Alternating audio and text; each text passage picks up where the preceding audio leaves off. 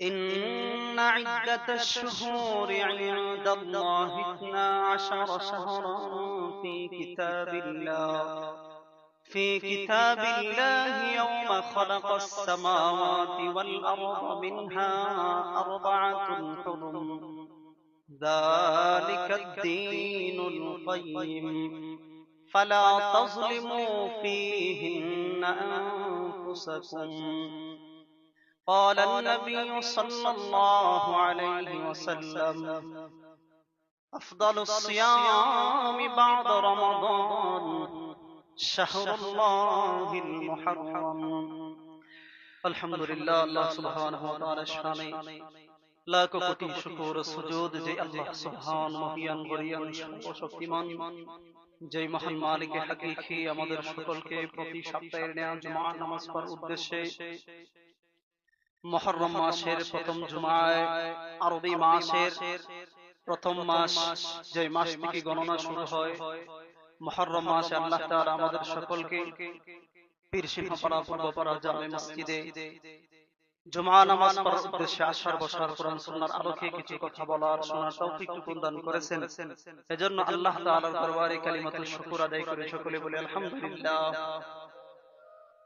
লাখ কোটি দরুদ আর সালাম ইমামুল মুরসালিন খাতামুন নবীর আফতাবে নবুয়ত শাহিনশাহ রিসালাত সুলতানে মদিনা মুহাম্মদুর রাসূলুল্লাহ সাল্লাল্লাহু আলাইহি ওয়াসাল্লামের উপর।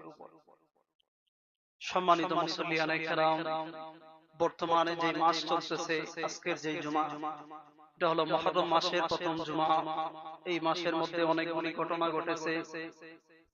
আল্লাহ তাআলার হিসাব অনুযায়ী আল্লাহ তাআলা যেভাবে দিন গণনা করেন, মাস গণনা করেন, বছর গণনা করেন, আল্লাহ তাআলার কাছে এই মাসটা হলো প্রথম মাস, মানে বছরের শুরু আরবি মাস অনুযায়ী। আল্লাহ তাআলা এই মাস সম্পর্কে কোরআনের মধ্যে বলেছেন, সূরা তাওবার 36 নম্বর আয়াত নাযিল করে আল্লাহ তাআলা জানায়া দিয়েছেন এই মাসের অনেক ফজিলত রয়েছে, অনেক গুরুত্ব এবং তাৎপর্য আছে। আল্লাহ তাআলা সূরা তাওবার মধ্যে এই মাস সম্পর্কে বলেছেন, আয়াত নাযিল করে আল্লাহ তাআলা বলেন, ইন্না ইদ্দাতাশ শুহুরি ইনদাল্লাহি 12 শাহরান ফি কিতাবিল্লাহ يوم خلق السماوات والأرض منها أربعة حرم ذلك الدين القيم فلا تظلموا فيهن أنفسكم আল্লাহ তাআলা এই আয়াত কারিমা নাযিল করে জানায়া দিয়েছেন, আল্লাহ বলেন, পৃথিবীর মানুষেরা রে, আসমান আর জমিন সৃষ্টির পর থেকে আমি আল্লাহ তাআলার কাছে বছর গণনা করা হয় আরবি 12 মাস অনুযায়ী। আমি আল্লাহ তাআলা 12 মাসে বছর গণনা করি। আসমান আর জমিন সৃষ্টির পর থেকে আমি আল্লাহ তাআলা আরবি 12টা মাস করে দিয়েছি। মুহররম, সফর, রবিউল আউয়াল, রবিউল সানি, জুমাদিল আউয়াল, জুমাদুস সানি, এইভাবে আমি আল্লাহ তাআলা 12টা মাস নির্ধারণ করেছি। তো আমি আল্লাহ তাআলা এই 12 মাস অনুযায়ী আমার কাছে গণনা হয়। তো তার মধ্য থেকে প্রথম মাস হলো মুহররম মাস।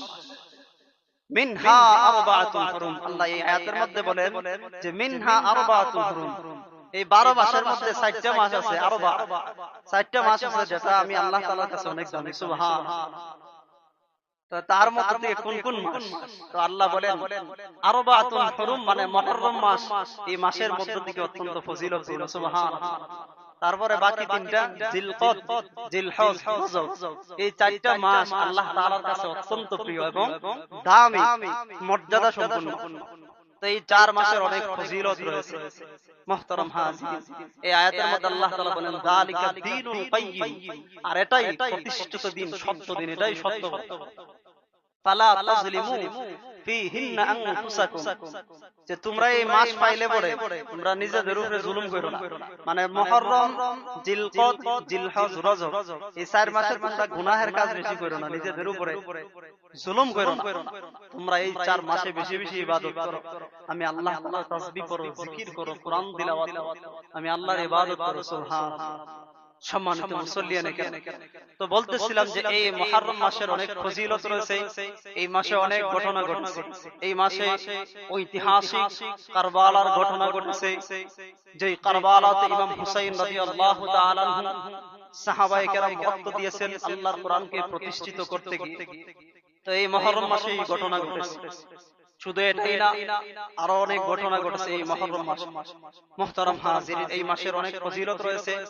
হাদিসের মধ্যে আছে, আল্লাহর রাসূল সাল্লাল্লাহু আলাইহি ওয়াসাল্লাম বলেছেন, মুসলিম শরীফের হাদিসে আছে যে এই মাসের ফজিলত মুহররম মাসের 10 তারিখে অথবা 9 তারিখে অথবা 10, 11 তারিখে অথবা 9, 10 তারিখে রোজা রাখার অনেক ফজিলত আছে। হাদিসে বর্ণিত আছে, মুসলিম শরীফের হাদিস। আল্লাহ রাসূল সাল্লাল্লাহু আলাইহি ওয়াসাল্লাম জানায় দিয়েছেন, قال النبي صلى الله عليه وسلم أفضل الصيام بعد رمضان شهر الله المحرم। পয়গম্বর বলেন, উম্মতের এই মুহররম মাসের 10 তারিখের সিয়ামের রোজার এত ফজিলত। পয়গম্বর বলেন, রমজান মাসের রোজার পর, রমাদানের পর সবচেয়ে দামি রোজা হলো এই মুহররমের 10 তারিখ অথবা 11 তারিখ অথবা 9 তারিখ, 10 তারিখ। এই 10 মুহররমের রোজার এত ফজিলত আল্লাহ তাআলা দিয়েছেন। পয়গম্বর বলেন, যদি একটা রোজা ইমানদার বান্দা বান্দীরা একটা সিয়াম পালন করে 10 মুহররমে, আল্লাহ তাআলা তার বিগত বছরের সমস্ত গুনাহগুলিকে ক্ষমা করে দেন। সুবহানাল্লাহ। যে একটা রোজা যদি 10 মুহররমে কেউ রাখে, তার বিগত বছরের যত গুনাহ আছে আল্লাহ তাআলা ক্ষমা করে দেয়। এটা মুসলিম শরীফের হাদিসে আছে। তাহলে এই মুহররম মাসের 10 মুহররমের অনেক ফজিলত। মুহতারাম হাজিরিন, আল্লাহ রাসূল সাল্লাল্লাহু আলাইহি ওয়াসাল্লাম মক্কা থেকে মদিনাতে গেলেন। যাওয়ার পর গিয়া দেখে ইহুদিরা রোজা রাখতেছে এই 10 মুহররমে অথবা 9, 10 মুহররমে তারা রোজা রাখতেছে, ইহুদিরা রোজা রাখতেছে। আল্লাহ রাসূল সাল্লাল্লাহু আলাইহি ওয়াসাল্লাম তাদেরকে প্রশ্ন করলেন যে তোমরা এই 10 মুহররম রোজা রাখতেছো কেন? কারণ কি রোজা রাখার কারণ? তখন ইহুদিরা রাসূলকে জবাব দিয়েছিলেন যে আমরা এই 10 মুহররম রোজা রাখতেছি, তার কারণ হলো এই দিনে অত্যাচারী জালেম শাসক ফিরআউন ছিল, যে বনি ইসরাইলের মধ্যে ছিল, সে বাদশা ছিল, সে হাজার হাজার মানুষদেরকে হত্যা করেছে, মানুষের উপরে জুলুম করেছে। এই অত্যাচারী জালেম শাসক থেকে আল্লাহ তাআলা এই 10 মুহররমে তার লোহিত সাগরের মধ্যে ডুবায়া মারছেন। আল্লাহ তাআলা এই বনি ইসরাইল জাতিকে মুক্ত করতে, এজন্য আমরা শুকরিয়া তার 10 মুহররম রোজা রাখি। ইহুদিরা কইতাছে যেহেতু এদের জাতি ওই বনি ইসরাইলের মধ্যে আছে, যেহেতু আমাদের জাতি মুক্তি পাইছে এই দিনে ওই জালেমের কাছ থেকে, এজন্য আমরা রোজা রাখি। তখন রাসূল সাল্লাল্লাহু আলাইহি ওয়াসাল্লাম বলেন, তোমরা ইহুদি হয়েছে রাখো, তোমরা মুক্তি পায় রোজা রাখছো, তাহলে এটার হকদার তো আমি সবচেয়ে বেশি, আমরা তো এটা হকদার বেশি। কারণ মুসা আলাইহিস সালামের জামানায় ছিল ওই ফেরাউন, মুসা নবীরে বহু জ্বালাইছে। মুহতারাম হাজিরিন, তো মুসা নবী তো ওই জালেমের কাছ থেকে মুক্তি হইছে, রোজা রাখলে তো আমরা রাখার দরকার। তখন আল্লাহ রাসূল সাল্লাল্লাহু আলাইহি ওয়াসাল্লাম ঘোষণা দিলেন, যেহেতু ইহুদিরা একটা রোজা রাখে, এজন্য আমরাও রোজা রাখবো। আমরা একটা না, আমরা দুইটা রোজা রাখবো, এদের বিরোধিতা করার জন্য। হয়তো 9, 10 তারিখ অথবা 10, 11 তারিখ। মুহতারাম হাজিরিন, আল্লাহ রাসূল বলেছিলেন যদি আমি আগামী বছর পৃথিবীতে থাকি, তাহলে আমি 9 অথবা 10 অথবা 10 অথবা 11 তারিখে রোজা রাখবো। সুবহানাল্লাহ। তাহলে এই মুহররমের রোজার অনেক ফজিলত। আল্লাহ তাআলা মুসা আলাইহিস সালামকে জালেমের কাছ থেকে মুক্ত করেছিলেন। ফেরাউন এমন জালেম শাসক ছিল, আপনার কোরআনের মধ্যে আছে, আল্লাহ তাআলা তারে ক্ষমতা দিয়েছিল, ক্ষমতা পায় নিজের খোদা দাবি করার জন্য। চিন্তা করেন, আবার নমরুদরে দিয়েছিল হে আল্লাহরে মার তোরা তীর লয়ে এসে, কত বড় ইসলাম। মুসা আলাইহিস সালাম ছিলেন ফেরাউনের জামানায় নবী। ফেরাউন মুসা নবীর আগমন রোখার জন্য অনেক পায়তারা করেছিল, অনেক চেষ্টা করেছিল। মুসা নবী যেন পৃথিবীর মধ্যে আগমন না করতে পারে, কারণ সে জানে মুসা নবী যখন পৃথিবীর মধ্যে আসবে তার অস্তিত্ব আর পৃথিবীর মধ্যে থাকবে না। ফেরাউন মুসা আলাইহিস সালামের আগমন রোখার জন্য যখন সেখানে আপনার বাচ্চা জন্মগ্রহণ করত, সন্তান জন্মগ্রহণ করার পর যদি সেটা ছেলে সন্তান হইতো, তাহলে সে সাথে সাথে হত্যা করে ফেলত। শত শত হাজার হাজার শিশুকে সে জবাই করেছে মুসা নবীর আগমন রোকার লাগে। কিন্তু মুসা নবীর আগমন রুখতে পারছেন আল্লাহ তাআলা তার ঘরের ভিতরে মুসা নবীরে পাঠিয়ে দিয়েছে। সুবহানাল্লাহ।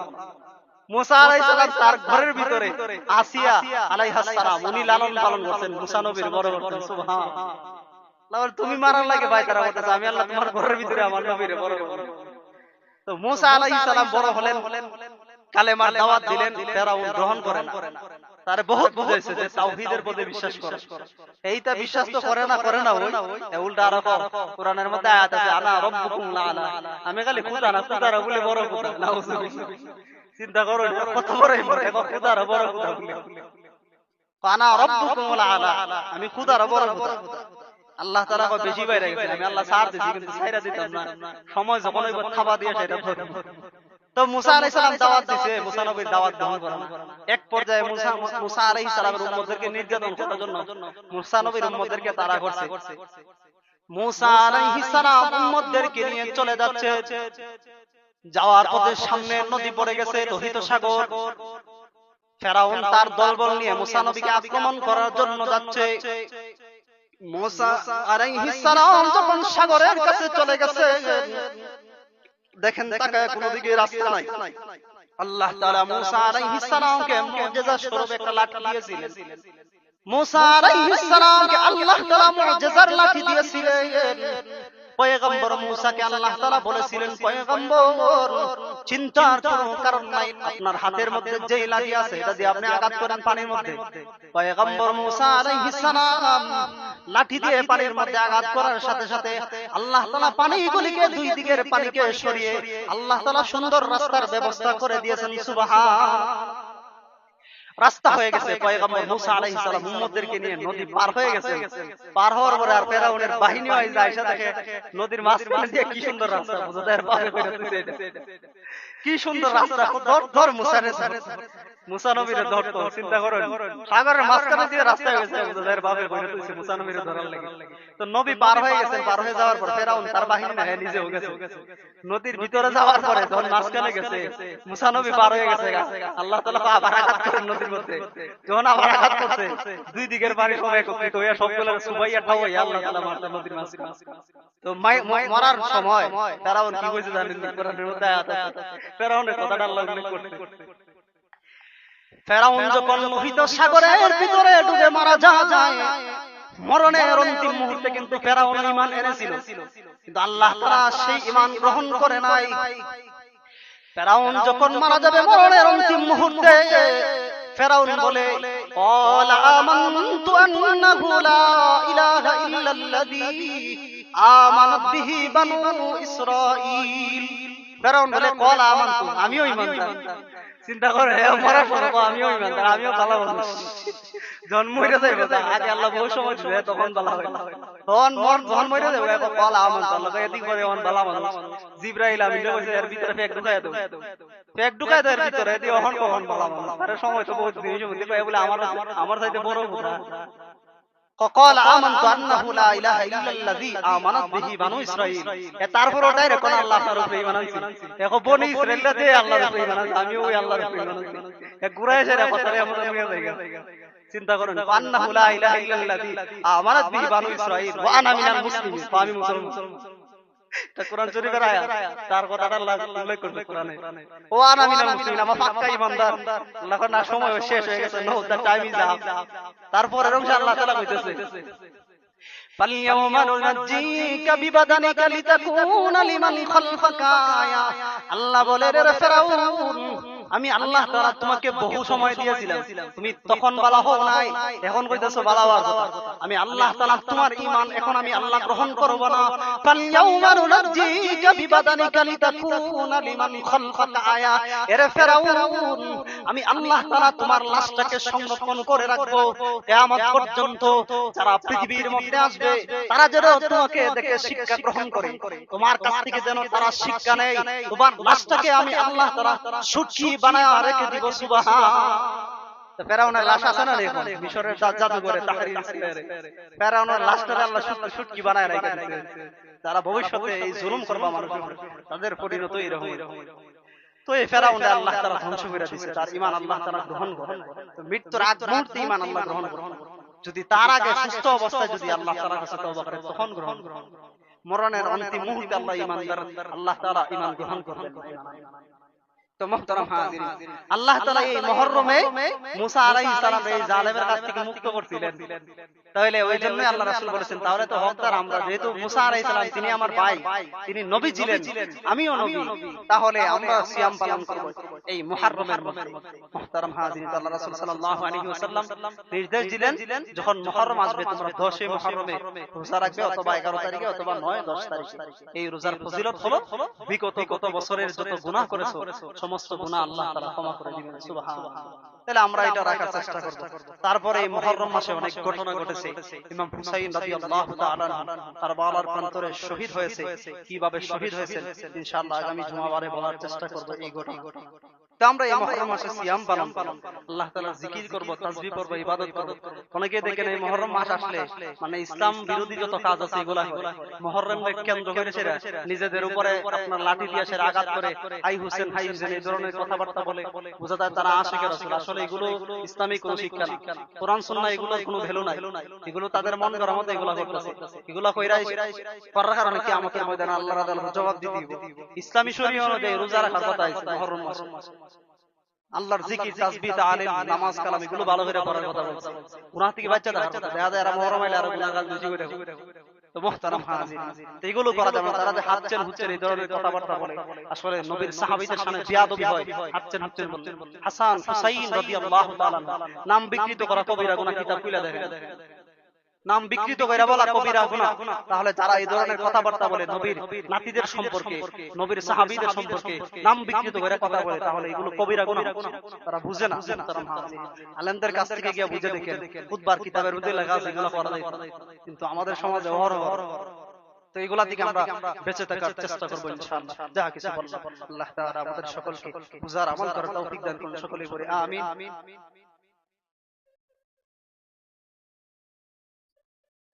জি জি, আগামী শনিবার, বৃহস্পতি বা শুক্রবার অথবা শুক্র শনিবারে রোজা রাখবেন নাকি ইনশাআল্লাহ বলে দিবেন। যা কিছু বললাম আল্লাহ তাআলা আমাদের সকলকে বুঝার আমল করার তৌফিক দান করুন। সকলেই পড়ে আমিন। ওয়া আখিরু দাওয়ানা আলহামদুলিল্লাহি রাব্বিল আলামিন।